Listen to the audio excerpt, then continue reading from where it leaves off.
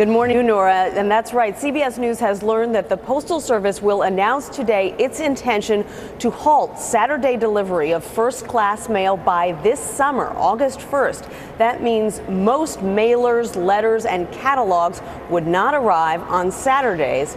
This is breaking a 150-year tradition. The plan to shrink delivery from 6 days a week to 5 would only affect first-class mail, while packages, mail-order medicines, priority and express mail would still get delivered on Saturdays. Oklahoma Republican Senator Tom Coburn says the move will save the struggling Postal Service $2 billion a year. It's a proper business decision and long-run good decision for the post office and Americans. The Postal Service has lost $41 billion over the past 6 years as more and more Americans turn to private shippers, email, and online banking. To save money, the Postal Service slashed hours of service at about half the nation's 26,000 post offices and trimmed its workforce by 35%. But it wasn't enough. David Walker, a former government watchdog, is part of a panel looking at possible postal reforms. It won't come close to solving the Postal Service's problems.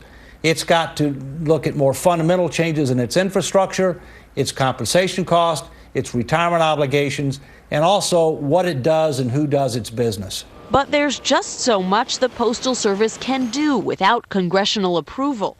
Despite years of begging by Postmasters General, Congress never passed a reform bill that would have given the Postal Service more flexibility to modernize and streamline its service. Sometimes the Postal Service makes these announcements because they're trying to force Congress to act. Is that what's happening here? No, I don't think so at all. Look, they're in survival mode. You're not going to have any post office. I mean, here's the alternative. They're losing $25 million a day. A day. They have to do something. Technically, the Postal Service is not allowed to reduce its service unless Congress changes the law, but lawyers for the Postal Service think that they have figured out a way around this. And Nora, even the president has endorsed this move in the past. It was part of his deficit reduction package last year. Nancy Cordes, thanks. John Brennan, President